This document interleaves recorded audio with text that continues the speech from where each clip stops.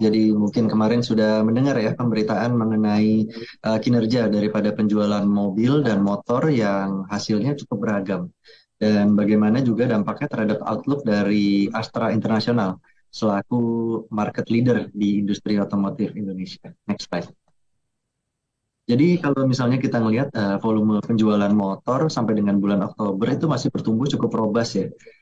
Oktober secara month on month tumbuhnya 1,2% meskipun ada faktor high base di bulan Agustus mungkin kita ingat ada pameran Gias.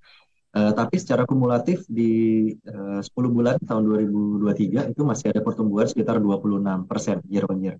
Ini juga disebabkan oleh promosi yang masih agresif dari beberapa dealer. Kemudian juga ada penyelenggaraan suatu event yang cukup besar namanya Indonesia Motorcycle Show atau IMOS di akhir bulan Oktober kemarin. Ini juga berperan untuk bisa meningkatkan sales volume di bulan Oktober. Next slide. Namun kalau di penjualan mobil sendiri, sayang sekali udah mulai terjadi penurunan seperti yang dikhawatirkan sebelumnya. Ini disebabkan oleh tidak dipungkiri ya eh, suku bunga yang sudah lebih tinggi. Jadi pada saat bulan Oktober kemarin dari penjualan secara total domestik 10 bulan pertama tahun 2023 itu ada penurunan sekitar hampir 2% year on year. Meskipun secara month-on-month-nya itu secara industri maupun merek-merek yang ada di bawah Astra International itu masih mengalami kenaikan ya. Tapi secara kumulatif 10 bulan tahun 2023 ini sudah terlihat mulai mengalami penurunan. Selain suku bunga yang lebih tinggi juga faktor inflasi barang kebutuhan pokok. Seperti yang kita ketahui mungkin harga beras mengalami kenaikan dan inflasi ini juga masih akan menjadi perhatian utama ke depannya yang akan bisa menurut kita mengurangi daya beli konsumen.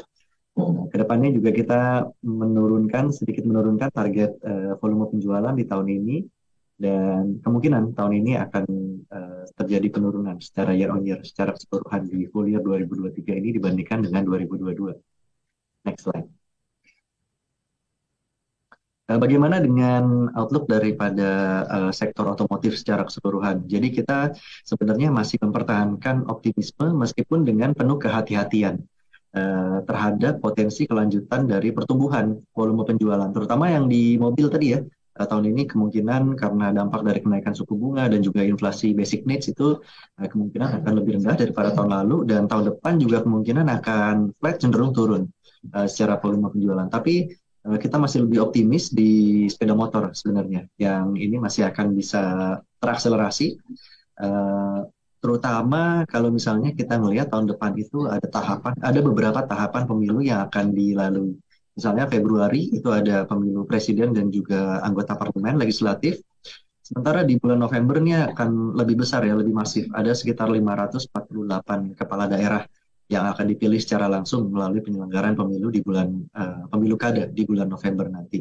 Ya, ini menurut kita akan mengakselerasi mobilitas masyarakat dan juga akan berdampak positif untuk sepeda motor yang mungkin harganya lebih terjangkau ya daripada mobil sekalipun.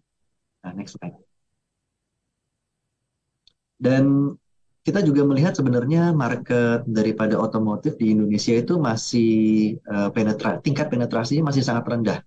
Jadi potensi pertumbuhan itu masih sangat tinggi ke depan. Jadi kalau misalnya kita bandingin rasio per 100 orang populasi, penjualan mobil per tahun di Indonesia itu hanya sekitar 0,4 unit. Dibandingkan negara tetangga terdekat seperti Malaysia dan Thailand yang rasionya seperti Malaysia dan Thailand itu lebih tinggi, 1,8 dan 1 unit di Thailand masing-masing. Untuk Korea Selatan dan Jepang mungkin bisa lebih tinggi, 2,4 dan 3,1 unit masing-masing. Jadi ini menggambarkan bagaimana di satu sisi penetrasinya masih sangat rendah, di sisi lain menjanjikan peluang pertumbuhan seiring dengan ekspektasi daripada pertumbuhan ekonomi dan pendapatan per kapita yang juga akan terus meningkat di Indonesia ke depan.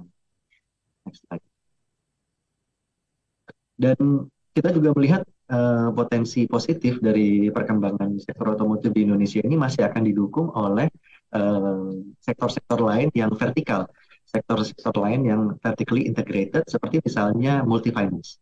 Multi-finance sebagai contoh misalnya di sini ada BCA Finance. Ini merupakan anak usaha dari BBCA, menawarkan suku bunga untuk pembiayaan mobil baru itu serendah sekitar 3% sampai dengan 4,25% untuk tenor 1 tahun sampai dengan 4 tahun.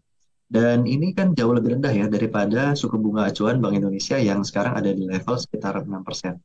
Dan ini dilakukan tidak hanya oleh BCA Finance saja, tapi juga banyak perusahaan-perusahaan multi finance lainnya yang masih menerapkan strategi yang cukup agresif dan menerapkan suku bunga yang rendah, bahkan dengan DP yang juga minimum.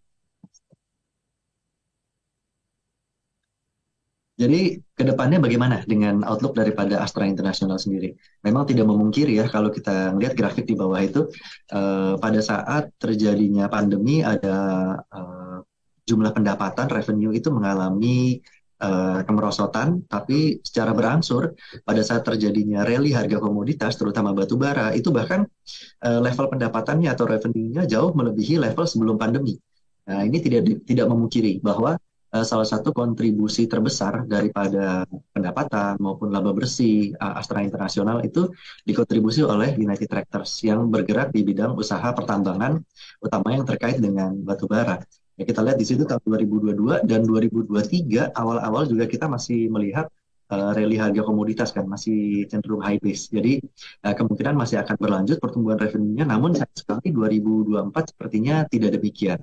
Jadi 2024 kita perkirakan akan ada penurunan kontribusi dari United Tractors dari bisnis batu baranya, namun di sisi lain masih akan bisa ditopang oleh segmen yang terkait dengan otomotif dan jasa keuangan sehingga penurunannya tidak terlalu parah. Dan ini akan berangsur membaik mungkin 2025 sampai dengan jangka panjangnya seiring dengan potensi pertumbuhan dari sektor otomotif dan jasa keuangan itu sendiri. Next slide. Meskipun demikian, kita masih melihatnya segmen usaha otomotif dan jasa keuangan ini bisa berpotensi mendukung atau mensupport penurunan daripada revenue maupun laba bersih daripada konsolidasi Astra Internasional itu tidak akan terlalu parah. Karena mungkin sampai dengan 9 bulan pertama tahun 2023, kontribusi dari kedua segmen ini ya, otomotif dan jasa keuangan itu sekitar 58%. Dan tahun 2024 kita memperkirakan dia bisa mengalami peningkatan hampir 70%. Nah, jadi akan mendominasi baik pendapatan maupun laba bersih Astra Internasional secara konsolidasi ke depannya dari dua segmen ini, otomotif dan jasa keuangan. Next slide. Dan kalau misalnya kita melihat juga valuasi ya, sekarang ini sudah mendekati -2 standar deviasi dari rata-rata PE ratio 10 tahun terakhir. Mungkin kalau kita agak perpendek lagi jaraknya ya, mungkin 5 tahun terakhir dia mungkin akan lebih mendekati ke -1 standar deviasi. Tapi meskipun demikian, apakah itu -1 atau -2 standar deviasi, kita melihat ini valuasi sangat murah sekali. Masih di bawah rata-rata dari PE rasio 10 tahun maupun 5 tahun terakhir ini.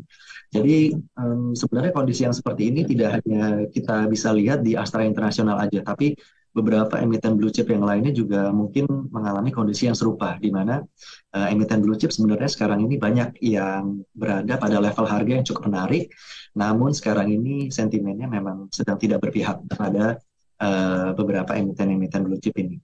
Dan sembari menunggu sentimen berbalik lebih positif lagi, mungkin dari global maupun dari domestiknya, kita bisa mulai melakukan reakumulasi kembali. Demikian update dari sektor otomotif dan kinerja dari Astra International outlook-nya. Dan kembali lagi ke Glenda.